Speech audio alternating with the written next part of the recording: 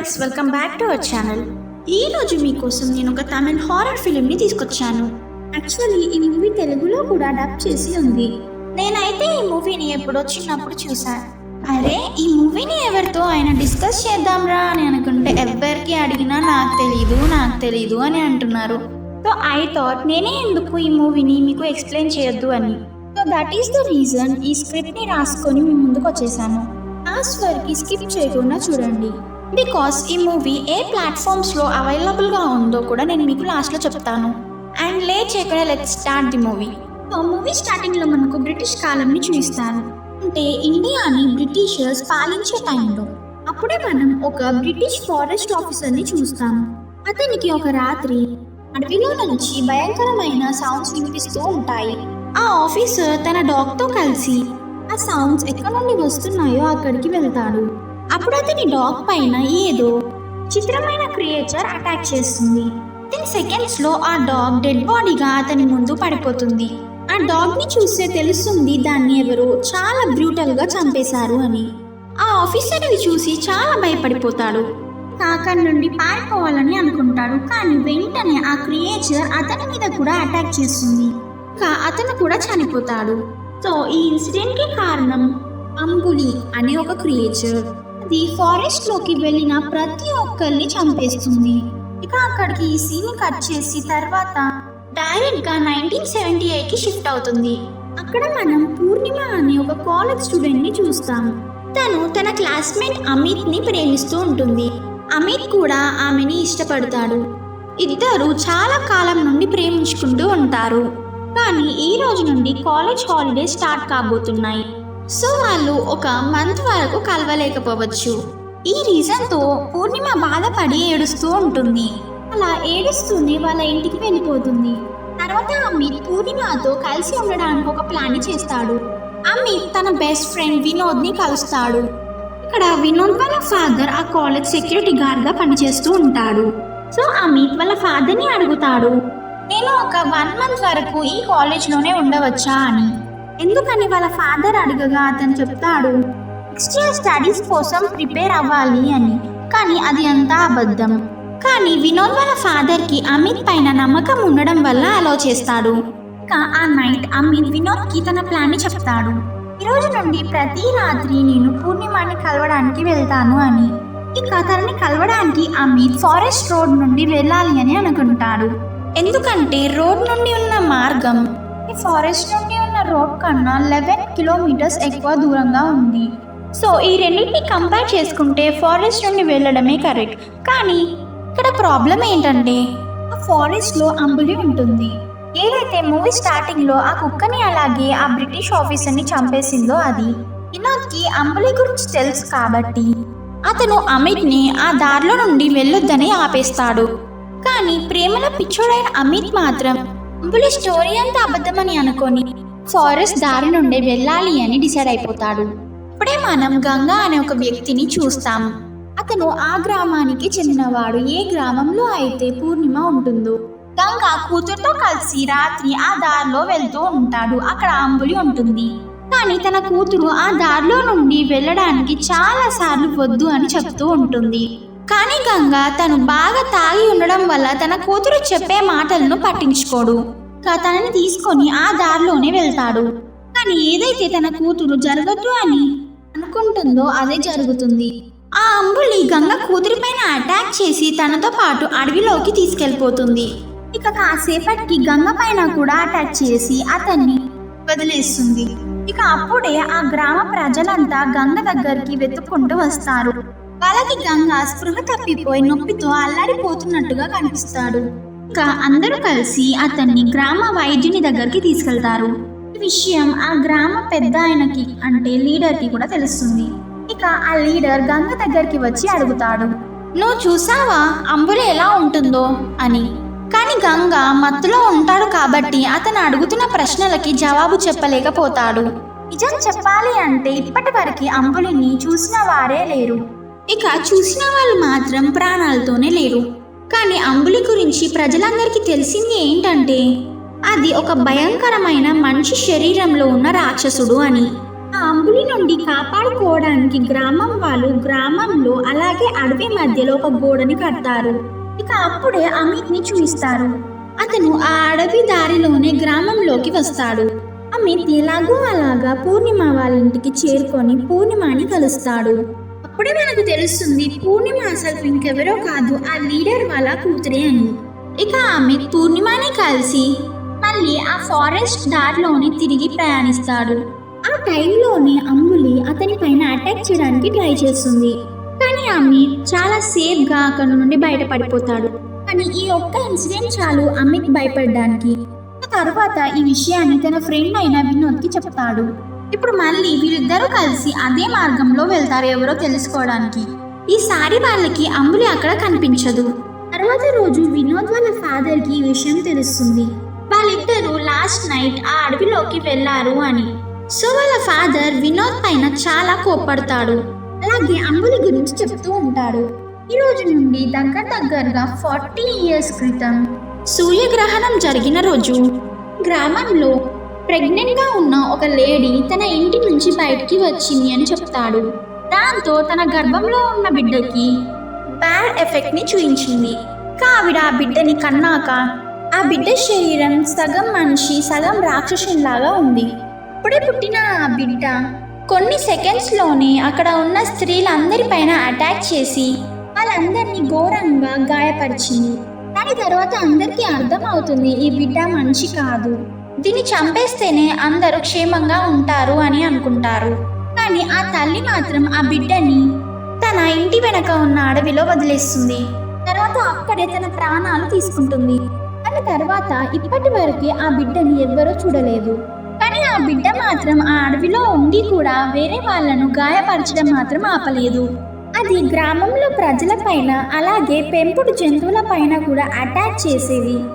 Attack చేసి వాళ్ళని చంపేసి వాళ్ళ బాడీస్ ని తినడం స్టార్ట్ చేసింది. అందుకనే ప్రజలంతా దానికి అంబులి అని పేరుని పెట్టారు. కానీ ఇప్పుడు వినోద్ కి అలాగే అమిత్ కి ఈ స్టోరీ పైన నమ్మకం రాదు. ఎందుకంటే కేవలం సూర్యగ్రహణం వల్ల ఒక బిడ్డ మనిషి నుండి ఒక రాక్షసిలాగా మారగలదు అని. దానికోసం ఈ విషయం గురించి ఇంకా ఎక్కువ తెలుసుకోవాలి అని అనుకుంటారు. ఇప్పుడు తను ఆ గ్రామంలో ఉన్న వాళ్ళ స్నేహితుడు చందన్ ని కలుస్తారు. అతను వాళ్ళ కోసం ఈ విషయాన్ని తెలుసుకోవాలని స్టార్ట్ చేస్తాడు. ఎందుకంటే ఈ చందన్ వాళ్ళ బామ అంబులి పుట్టిన టైంలో అక్కడే ఉంది. అంతేకాదు అంబులి తన చేయి పైన దాడి చేసి కరిచింది కూడా. అని ఆ బామతో మాట్లాడిన తర్వాత కూడా ఇద్దరికి అంబులి గురించి ఎక్కువగా తెలియదు. అప్పుడు వాళ్ళు ఊరిలో ఉన్న వాళ్ళ మాస్టర్ వాళ్ళ ఇంటికి వెళ్ళి తన నుంచి అంబులి గురించి ఇంకొన్ని విశేషాలు తెలుసుకోవాలని అనుకుంటారు. తన నుంచి తెలుస్తుంది అంబులి సూర్యోదయంలో ఉండలేదు అని. అందుకే అది నైట్ టైంలో ప్రజలను అటాక్ చేసి చంపేస్తుంది అని. ఇక్కడే మనకు తెలుస్తుంది ఈ మాస్టర్ వాళ్ళ అమ్మాయి నళిని అలాగే వినోద్ ఒకరికొకరు ప్రేమించుకుంటున్నారు అని. ఇక ఆ రాత్రి వాళ్ళు మళ్ళీ అడవిలోకి వెళ్తారు. అక్కడ వాళ్ళు స్కాటిష్ ముందుకి చేరుకుంటారు.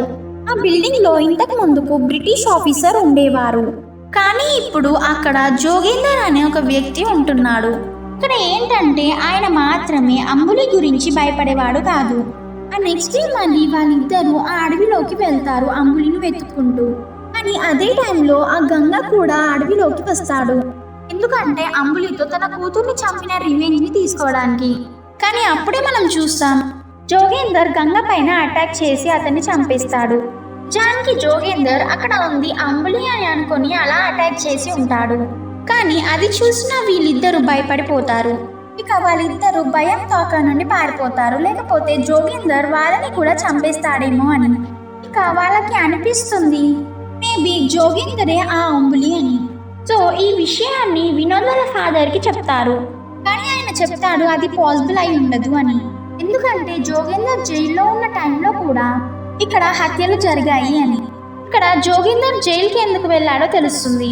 ఎందుకంటే అతను కాలేజ్ ఫౌండర్ ని చంపేశాడు. అలాగే ఇక్కడ వాళ్ళకి షాకింగ్ న్యూస్ తెలుస్తుంది ఏంటంటే జోగేందర్ అంబులి వాళ్ళ పెద్దన్నయ్య అని.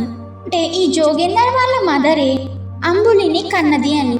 ఈ నిజం తెలిసిన తర్వాత వాళ్ళకి అనిపిస్తుంది కాలేజ్ ఫౌండర్ కి అలాగే అంబులికి మధ్య ఏదో సంబంధం ఉంది అని. ఈ విషయం తెలుసుకోవాలని అనుకొని ఇద్దరు ఆ రాత్రి కాలేజ్ ఫౌండర్ రూమ్ లోకి వెళ్తారు. అక్కడ వీళ్ళు వెతకగా ఒక సీక్రెట్ రూమ్ దొరుకుతుంది. నిజానికి అది ఒక ఎక్స్పెరిమెంట్ రూమ్. అక్కడ వాళ్ళకి కొన్ని డాక్యుమెంట్స్ దొరుకుతాయి. వాటి నుండి వాళ్ళకి తెలుస్తుంది ఈ కాలేజ్ ని నిజానికి ఒక బ్రిటిష్ సైంటిస్ట్ కట్టించాడు అని. ఆ సైంటిస్ట్ ముందుగా బ్రిటిష్ ఆర్మీ కోసం వరల్డ్ వార్ 2 టైంలో పనిచేసేవాడు. తర్వాత రిటైర్మెంట్ వచ్చాక ఈ కాలేజ్ ని కట్టాడు. ఇతను సైంటిస్ట్ గా ఒక లాస్ట్ ఎక్స్పెరిమెంట్ మీద పనిచేస్తున్నాడు. ఈ సైంటిస్ట్ ఒక మానవ జాతిని తయారు చేసే ప్రయత్నంలో ఉంటాడు. ఏవైతే 150 ఇయర్స్ వరకు బ్రతికి ఉండగలవో వాటిని. దానికోసం ఈ ఎక్స్పెరిమెంట్ కోసం ఒక లేడీ అవసరం ఉంటుంది. అప్పట్లో జోగేందర్ వాళ్ళ మదర్ ప్రెగ్నెంట్ గా ఉంటుంది. అలాగే ఆ టైంలో వాళ్ళ హస్బెండ్ కూడా చనిపోయి ఉన్నాడు. ఆమెని చూసుకునే వారు ఎవ్వరూ లేదు. తనకి ఏమైనా అయినా కూడా ఎవరు అంతగా పట్టించుకోరు. సో ఒక రోజు ఆమెకి కొంచెం ఆరోగ్యం బాలేదు అని ఎవరో చెప్తే తను ఆ సైంటిస్ట్ దగ్గరికి వెళ్తుంది. అక్కడ అతను తనకి సహాయం చేస్తానని చెప్పి అతని ఎక్స్పెరిమెంట్ ని తన కడుపులో ఉన్న బిడ్డ పైన ప్రయోగిస్తాడు. ఆ సైంటిస్ట్ తను సృష్టించిన అడ్వాన్స్డ్ హ్యూమన్ రేస్ డిఎన్ఏని తన బాడీలోకి ఇంజెక్ట్ చేస్తాడు. దానివల్ల తన కడుపులో ఉన్న బిడ్డలో చాలా మార్పులు జరిగాయి. కానీ ఒక రోజు ఆవిడ సూర్యగ్రహణం రోజు బయటికి వచ్చినప్పుడు ఆ గ్రహణం ఎఫెక్ట్ వల్ల తన కడుపులో ఉన్న బిడ్డలో చాలా మార్పులు స్టార్ట్ అయ్యాయి. ఇక్కడ ఆవిడ బ్యాడ్ లక్కో లేదా ఆ బిడ్డ బ్యాడ్ లక్కో తెలీదు, కానీ ఆ గ్రహణం వల్ల చాలా నెగిటివ్ ఎఫెక్ట్ వచ్చింది. ఇక్కడ ఆ సైంటిస్ట్ చేయాలనుకున్నది ఒకటి, కానీ సూర్యగ్రహణం వల్ల ఆ రేడియేషన్ తో జరిగింది ఒకటి. ఇక దాని తర్వాత మనందరికీ తెలిసిందే ఆ అంబులి పుట్టిన తర్వాత ఏం జరిగిందో అని. కానీ ఇక్కడ ఈ కథ ఎవ్వరికి తెలియదు. అందరికి తెలిసింది ఏంటంటే తనకి సూర్యగ్రహణం వల్లే ఇదంతా జరిగింది అని. వాళ్ళకి ఈ ఎక్స్పెరిమెంట్ గురించి కానీ, ఆ సీక్రెట్ రూమ్ గురించి కానీ, ఆ సైంటిస్ట్ గురించి కానీ ఏమీ తెలియదు. కానీ చందన్ వాళ్ళ బామ్మకి మాత్రం ఒక విషయం మీద క్లారిటీ ఉంది. అది ఏంటంటే ఆ సైంటిస్ట్ వల్లనే ఆ అంబులికి అలాంటి పరిస్థితి వచ్చింది అని. కానీ తనకి కూడా కరెక్ట్ స్టోరీ ఏంటో తెలియదు. ఇక్కడ అంబులి ఒక మానవ శరీరంలో ఉన్న భయంకరమైన రాక్షసుడు. దాని డిఎన్ఏలో చాలా మార్పులు జరగడం వల్ల ఆ డిఎన్ఏ అన్నది రివర్స్ అయ్యింది. దానివల్లే ఆ అంబులికి చాలా స్ట్రెంగ్త్ వచ్చింది. దానికి హ్యూమన్ మీట్ అంటే చాలా ఇష్టం. అందుకే అది మనుషుల్ని చంపి వారి మాంసాన్ని తింటూ బతుకుతుంది. ఈ నిజమంతా తెలిసిన తర్వాత ఈ ఇద్దరు అంబులితో ఫైట్ చేయడానికి డిసైడ్ అవుతారు. స్టోరీ అంతా తెలిసాక వాళ్ళకు ఒకటి అర్థం అవుతుంది, ఆ అంబులిని శాశ్వతంగా ఎలా వదిలించుకోవాలి అని. సో వీళ్ళు చేయాలనుకుంటున్న మంచి పనికి ఆ గ్రామంలో ప్రజలు అలాగే జోగేందర్ కూడా అమిత్ అలాగే వినోద్ కి హెల్ప్ చేస్తారు. ఆ రాత్రి అందరూ కలిసి అంబులి ఉండే చోటుని వెతుక్కుంటూ వెళ్తారు. ఇక వాళ్ళు అక్కడికి చేరగానే అంబులి వాళ్ళ పైన దాడి చేస్తుంది. జోగేందర్ కొన్ని మినిట్స్ వరకు అంబులిని ఎదురిస్తాడు. కానీ అంబులి చాలా స్ట్రాంగ్ గా ఉండడం వల్ల జోగేందర్ తన ప్రాణాలను కాపాడుకోవడం కోసం పారిపోతాడు. ఈ గ్యాప్ లో అమిత్, పూర్ణిమ, వినోద్ అలాగే నళిని వీళ్ళందరూ మిగతా జనాల నుంచి సపరేట్ అయిపోతారు. ఇక జోగేందర్ తో పోరాడిన అంబులి సడన్ గా వీళ్ళ దగ్గరికి వెళ్ళి వీళ్ళ పైన అటాక్ చేస్తుంది.